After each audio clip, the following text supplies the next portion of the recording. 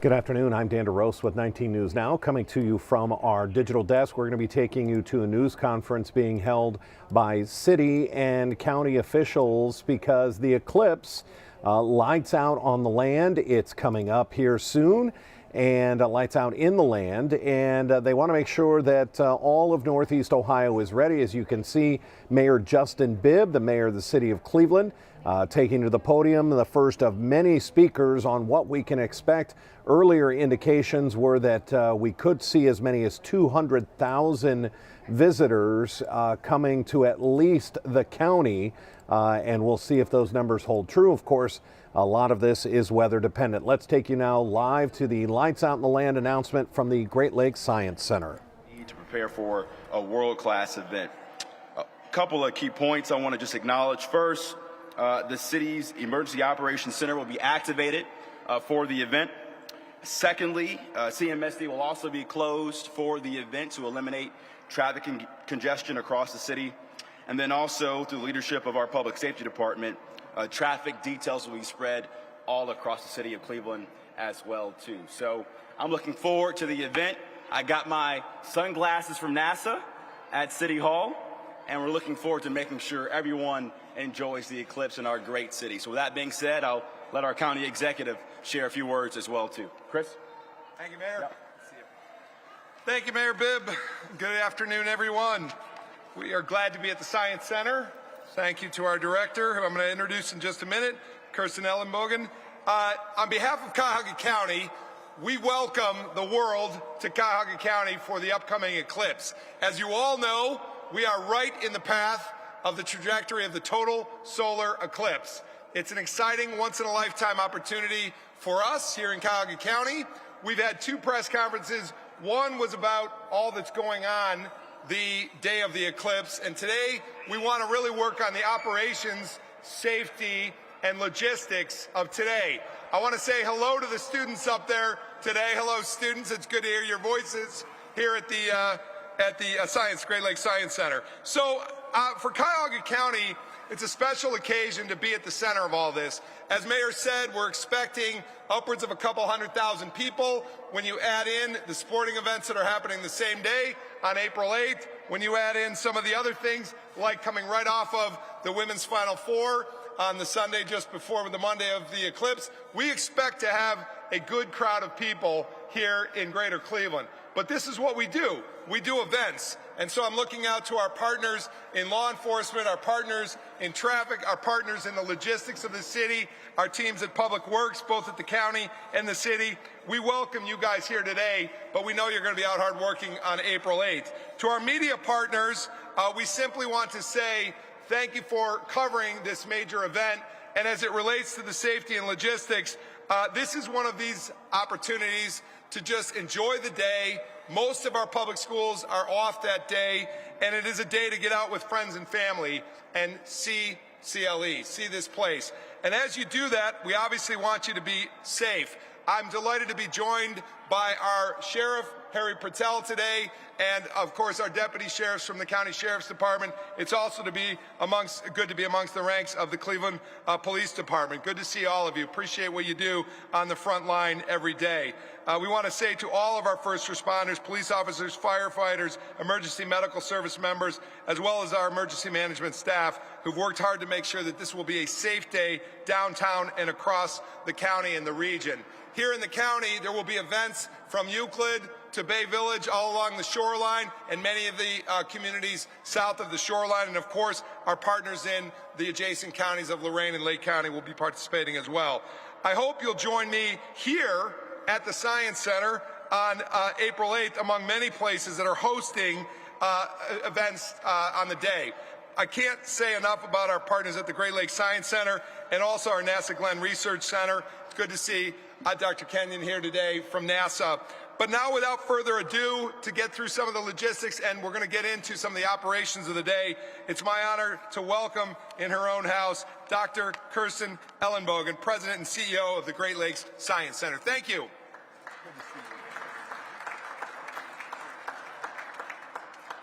Welcome to Great Lakes Science Center.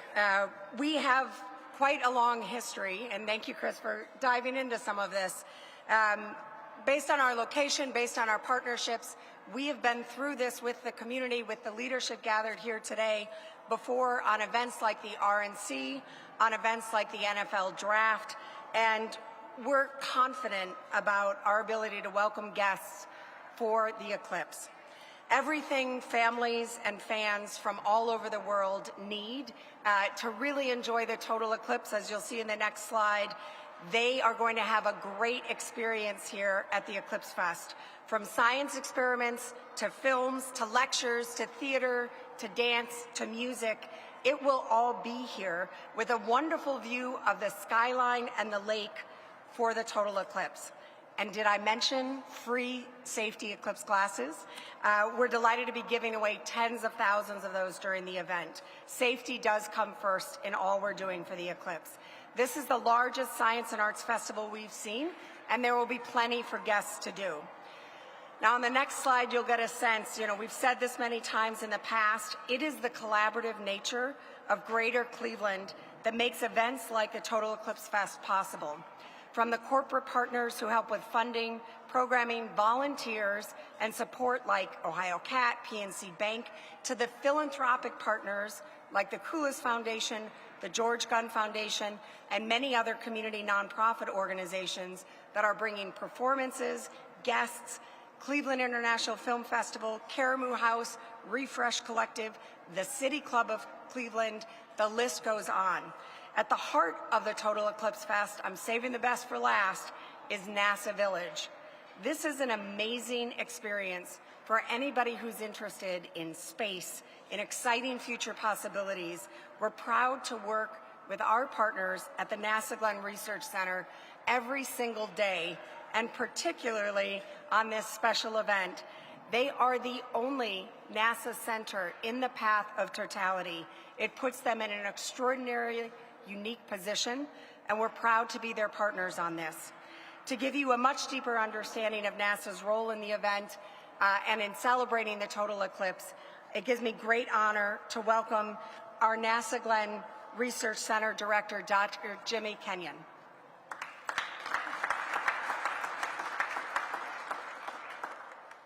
Thanks, Kirsten, and thank all of you for being here with us today. At NASA Glenn, we are excited and very much looking forward to the opportunity to celebrate this truly once-in-a-lifetime event, a total solar eclipse here in Cleveland, Ohio, and working very closely with our partners at the Great Lakes Science Center to plan and prepare for the Total Eclipse Fest, which will be held April 6th through 8th right here. A total solar eclipse over your community is truly a once-in-a-lifetime experience. It's a rare event. But one thing that is even more rare is having a total solar eclipse pass over a NASA community like we are here in Cleveland. But it is an incredible opportunity to connect people, to connect our city with the work that we are doing at NASA in science and space exploration to better understand our solar system and our universe.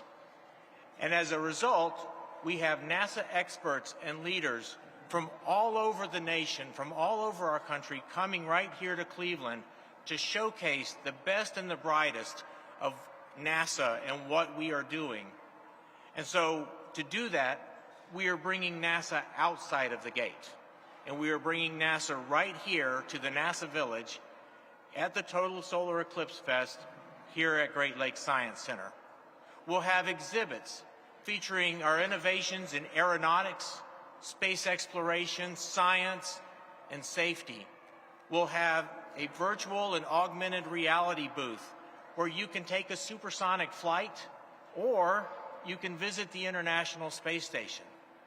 We'll have opportunities to speak with and meet NASA scientists and engineers, and we'll have special guests, including astronauts, Steve Bowen and Jessica Watkins. And we'll have pastronaut and NFL quarterback, Josh Dobbs, as well as our friend Snoopy. On top of that, because it is such a unique event, to have a total solar eclipse pass over a NASA community, NASA TV has selected Cleveland as a primary viewing location or broadcasting location for the eclipse. And NASA TV will be broadcasting live from the lawn here at Great Lakes Science Center from 1 until 4 p.m. on the day of the eclipse on April 8th. So April 8th, this is the place to be. Now, of course, as we've heard, we expect a lot of people, and there's going to be a lot going on. And the key to that is being prepared. And one important way that you can be prepared and people can be prepared is by having the proper eye protection. It is not safe to look directly at a solar eclipse without some sort of eye protection. And probably the best way to look at a solar eclipse is with solar eclipse glasses like the ones that I have right here. One feature I want to point out are these letters right here that you probably can't see, but it's ISO.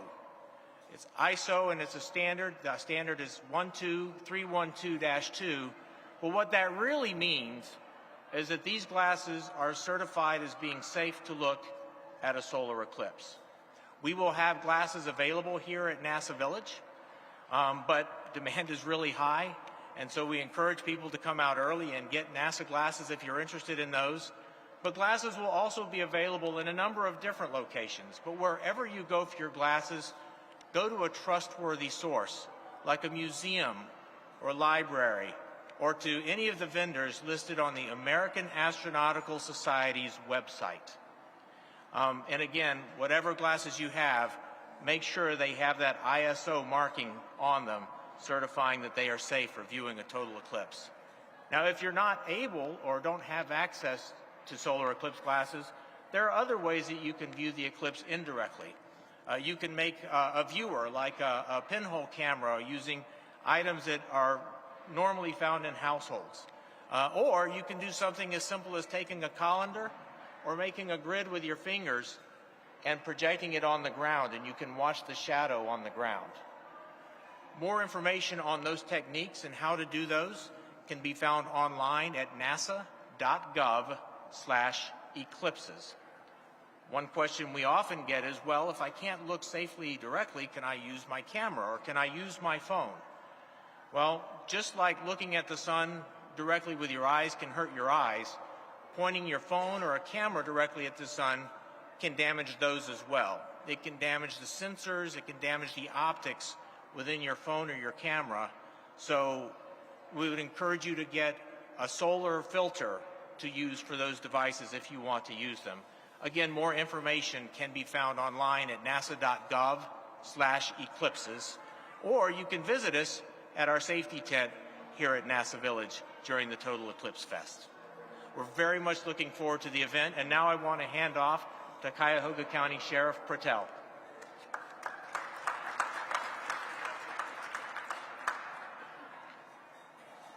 Well, thank you, Great Lakes Science Center, for having us here. Executive, Mayor, thank you very much. Director, a few things here with the event. Not uncommon, as the executive mentioned, for Cleveland to be the center of gravity, for center of attention for these things. And here's one where nature drives the attention right to our region. Not just Cleveland, not just Cuyahoga County, Northeast Ohio. The bulk of it being certainly Cuyahoga County, from Cleveland all the way out west. So just to tell you a couple of things, partnerships are strong for us as Sheriff's Department. We are partnering not only with our friends at the Cleveland Police, but many of our other municipalities who are also going to experience great crowds. Whenever you have a big party, you want people to attend. So we are not the ones that say, hey, hope there's a thunderstorm. We're hoping it's terrific weather, it's a terrific event, but we have to make sure we keep it safe. That's our job, and certainly the Sheriff's Department, along with Public Safety from the county and our other partners, we're going to talk about a few things here. First of all, Commissioner Holmes will go over the traffic plan, and the director is going to hone in on that. That's not really our area, but we are going to partner in the security of it. A few things. Starting with our western suburbs, we've received some requests, and outside of that, we know it's important to lean forward because there's going to be large crowds there also, not just focused downtown. The focus is here because of, obviously, NASA Village, the Great Lakes Science Center, but the people viewing it are going to extend out of here. There are large crowds of people coming here and it's important for each of our communities to make sure we have a solid communication plan. And don't forget that the county is integral to that also, so we can all communicate and make sure we're safe. It's important for all communities to have local resources, as in, missing parents who wind up missing from their kids, right? How do we reconnect them? So just a few points on those, because I know everyone's going to come down here. Parking, please pay attention to how you get down here. We encourage the use of RTA, public transportation. Why? Because parking is going to be at a premium. I don't mean premium price, I mean just premium availability. So make it easier on yourself there, just like any other large event that we have, whether it's St. Patrick's Day, Cleveland Browns game, etc. Important to use public transportation. When you plan your trip down here, make sure you have additional cell phone chargers. Make sure you have additional power banks for cell phones. Make sure you have a rally point for family. Make sure you have somebody who is not coming to the event who you can speak to, you can call and say, hey, we lost Sally, we lost Bobby, we disconnected, where can we meet, etc. But have a rally point near where you're going to be. Whether it's going to be here or out in Avon or Bay Village or Lakewood, wherever it's going to be, make sure you have a rally point. That's important. Also, ensure the younger children have your phone number on their arm. Just in case you wind up losing a small hand, it's important that we be able to get a hold of mom or dad or another adult. Please make sure of that. Also, this event, all eyes, the entire world is watching because it's our eclipse here. Obviously, everyone is watching, so to make sure that we're safe, we always tell you, if you see something, say something. All special events, you know what to expect. Families come down here to have a lot of fun. Everybody wants to enjoy it. This is the center of attention. But please, if something doesn't look right, something is concerning, what we normally tell everyone, any of our representatives from the government here, who it's going to be a bus driver, a state trooper, a police officer, a deputy sheriff, a downtown Cleveland ambassador, an official here at the Great Lakes Science Center, NASA Village, tell somebody something doesn't look right. The Emergency Operations Center is going to be open, and Mr. Christie will speak to that here in a second. But the Cleveland Emergency Operations Center is going to be open. The County Emergency Operations Center will be open, and we're coordinating with other centers. We're going to have a communications vehicle out. We have a lot of things in place, but we need our biggest partner, which is the public, to let us know when something doesn't look right. I can tell you that the Sheriff's Department is redeploying resources. That day, court's going to be half a day, so all the deputies that work in our courthouses will be redeployed out to partner with not only our friends at the Cleveland Police, but our other municipalities, so that we know that we're safe. I can tell you that there's going to be many other resources out there to keep us safe. We're not going to get into the details, but I know that the director's going to touch on those also. But we are partnering on all those fronts, whether it's a response capability, an intelligence capability. Most important is going to be prevention. Social media for the day. I'm sure that our social media folks are pushing that out to make sure that we're all connected, the message is consistent. But from us, please, see something, say something. We're going to obviously deter whatever we can, disrupt, and most importantly, we're going to detect. It's important that we detect anything, folks. Have to keep it safe. On the other end, hydration for the day, power banks for your cell phones, phones for children, phone number on your kids. If you have a air tracker, please consider that also for children. We're always available. Any questions, please let us know. Thank you again, Executive Mayor at Great Lakes Science Center, for having us here today. Let's turn it over to Mark Christie, who is the manager for the Emergency Operations Center.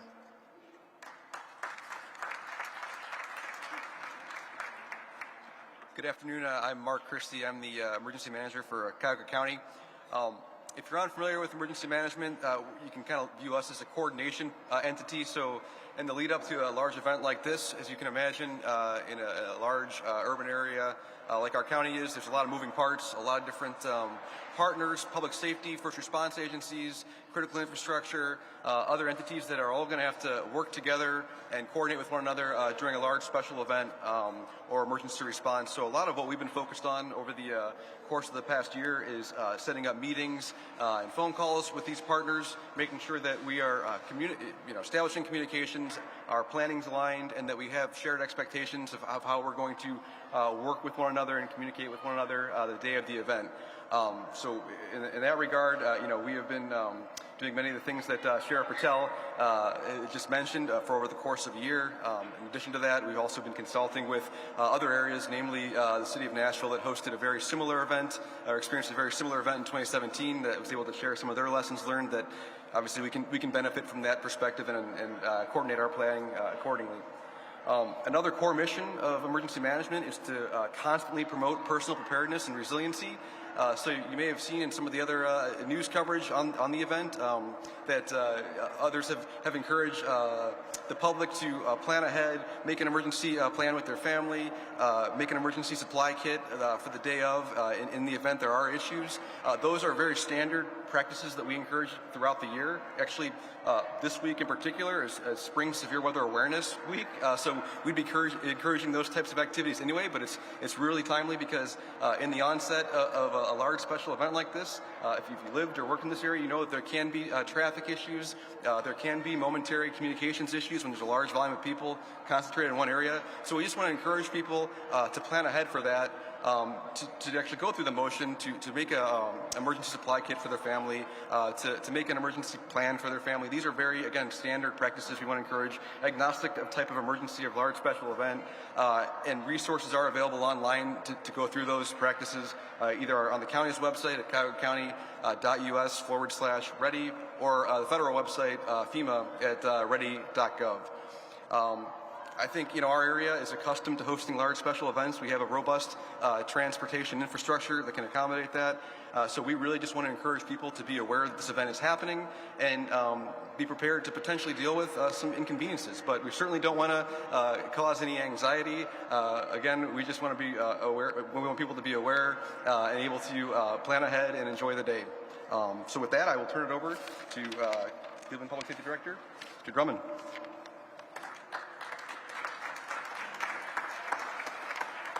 Thank you, and good evening or good afternoon, everyone. Thank you for having us here in this location. In the city of Cleveland, and in particular the Department of Public Safety, we've been planning for this for well over a year. The departments or the divisions of fire, police, EMS, Emergency Operations Center, and every part of government, we've been planning for this event. And we believe that we're well suited and well prepared for it. In particular, with the Division of Police, we have full staffing. As a matter of fact, we actually had to cancel the days for our officers to make sure that we have sufficient amount of officers. We know that this is going to be traffic heavy, so we will make sure that we had sufficient amount of officers working that particular day to deal with the anticipated congestion and large crowds. This is really exciting time for us here in the city of Cleveland, not just the city of Cleveland, just for the region. We expect an influx of quite a few people. So with that said, on Monday, April 8th, the city of Cleveland buildings will be closed. However, we do have an all-hands-on-deck approach with the city of Cleveland. Although the buildings are closed, all of our city employees that are working that day will be there to assist us to make sure this is really a good event for everyone that's coming to visit or take part in all the many activities that we have planned in the city of Cleveland. It's important, too, for those who are residents here or just visiting our city, that they take part in not only their security, but the security of the community. In that sense, if you see something, as Chief Pertel said, please say something. If you see something, please say something, make that call. We also encourage our residents and people visiting downtown, whether to participate in the eclipse or other activities, to make sure that you're prepared. Make sure you're prepared how? Make sure you have your breakfast, lunch, dinner, and if necessary, a second dinner, because again, we believe after the eclipse, that's going to be really congested, not only with vehicles, but also with people. So make sure that you're properly prepared. For those who are going to be driving downtown, or not just necessarily downtown, just in the area, make sure you have a full tank of gas. For those who drive EVs, make sure that you charge up as well. Same thing with your cell phones, which was mentioned by Sheriff Pertel, and make sure that you're charged sufficiently with your cell phones. In the event that you get separated or someone gets separated from your party or from your family, we have 3 reunification centers in the city of Cleveland, one east, one central, and one west. I'll give you those locations. The one downtown will be at Tower City, which is a 50 Public Square. The one on the west side will be Our Lady of Mount Carmel, which is located at West 70th and Detroit Avenue. And the third one, which is on the east side, is going to be at the 5th District Police Headquarters. That's the 5th District Police Headquarters, and that's at East 152nd and St. Clair Avenue. Again, this is going to be really traffic heavy. For that, so with that in mind, it's important for those, again, who are going to be driving, those are going to be in the area in vehicles, that you please do not stop during the eclipse. We ask you not to stop and obstruct traffic. You may, in that process, stop or prevent an ambulance or a police vehicle from getting where they need to. So we ask you, please do not stop. To that end, Commissioner Holmes is going to be coming up here. He's going to talk about closures, parking bans, and so forth. Again, we want to make sure that everyone have a good time. This is really exciting for us. I'm really proud of the effort of our Division of Police, EMS, Fire, Emergency Operations Center for all the planning that's gone into place. So again, thank you, Commissioner Holmes.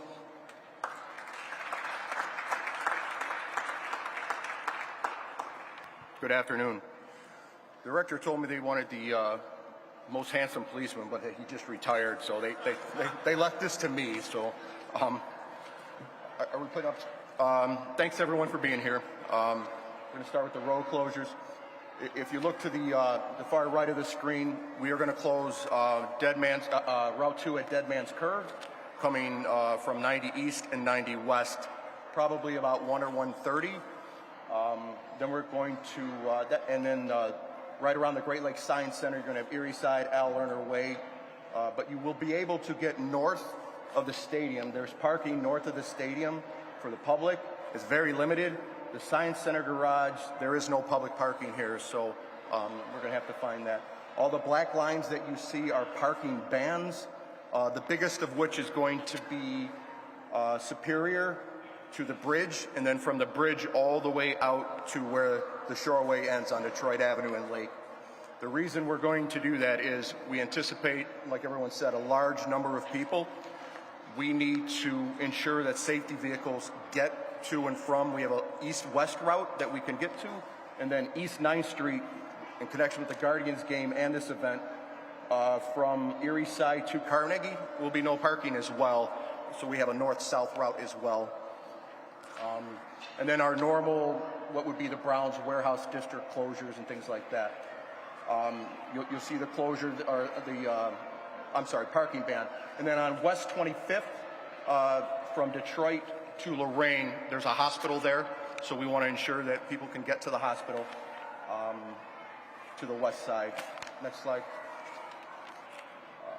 There again, you see the closure for Erie Side, and then the parking bans in the black. We're going to give you, we have a list that we'll give you. I don't want to go over every one, but it's basically the Browns traffic parking ban. Next slide. That is Euclid Avenue. Same thing for the hospital, the parking ban out by the clinic in UH from Chester to Mayfield. And then over by 71 by Metro Health from Clark to 71. Again, that is to ensure that we can get people to the hospital if a catastrophic event happens. Is that all the slides? Okay. So just so everybody knows, the chief and the director and the deputy chief has given me enough staff to staff all of Superior, all of Detroit, East 9th Street, so that we will have people on the major, thoroughfares that we anticipate that we're going to need for these closures for this event. The parking ban is going to go from 0900 to 2100, and in addition to the parking bans that we just showed, we'll still have the Guardians parking bans, same time, 0900, so there's some consistency in what we do. There's going to be limited parking on the street, would be east of 9th Street, and some parking garages, but I encourage everyone to please get down early, because we do anticipate there is going to be heavy traffic. So if you got to get to work at 5 o'clock, you might want to leave at, 3:45, 4:15, something like that. just to give yourself some time. The community lot in the Willard Garage will open at 0500 in the morning, 5 a.m. in the morning. They're going to staff it. You'll be able to get out after the event. There will be no issues there. So we do have a tow detail, unfortunately for people, but it'll be one on the west side, one downtown, and then there'll be tow trucks on the east side. We're asking people to please follow these parking bans, because at the end of the day, we don't want to tow anyone's car. This is an event for the family, and then you're going to be stuck without a car for a while. But if you do, we have the number here. It's 623-5063 for the impound lot. And for a non-emergency, it'll be 621-1234. And the impound lot, they're going to extend the hours so that you'll be able to get your car if, in fact, it does get towed. They'll be open until about 9 o'clock in the evening as well. We encourage people, if you can ride a bike, do it. If you want to ride a scooter, do it. But if you do, you have to really pay attention to the rules of the road, red lights, stop signs, and things like that. We don't want anyone to get hit. It's supposed to be a good day here, so we're trying to encourage people to really pay attention. Follow all the traffic laws, ride predictably, don't swerve in and out of traffic, wear your helmet. I don't know if they have one to fit me, but I'll try and find someone. If it's your first time riding a scooter, find a safe spot away from cars and other hazards before beginning your trip. I talked to Callie Mersman. She said that they will have people from the companies to kind of show people how to ride in like bigger corrals and things like that. So, and that's really it. Unless there are any questions. Are you sure? All right. Thanks, guys. Have a great day.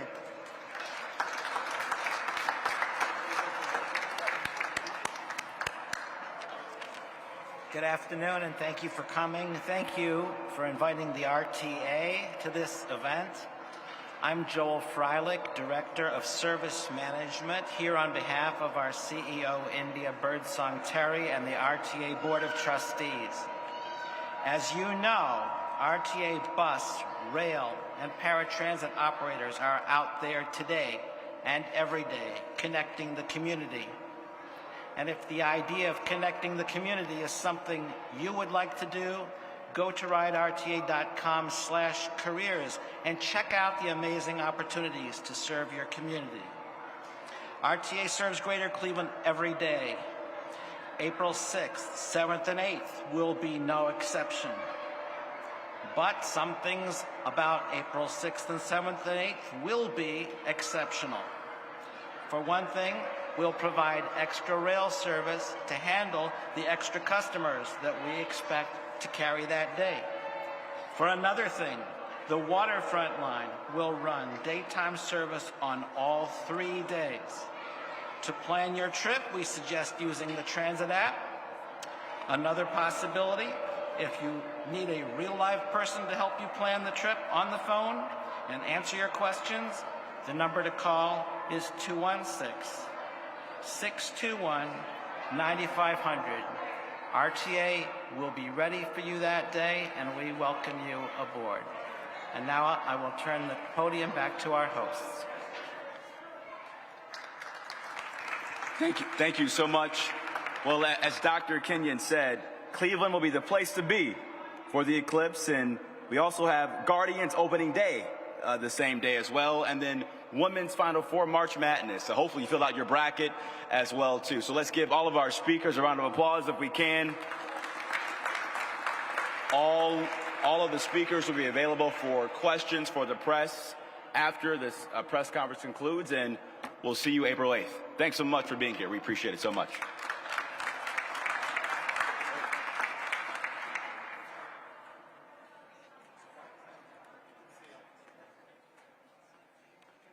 Just really quickly, our speakers will be available for a little bit.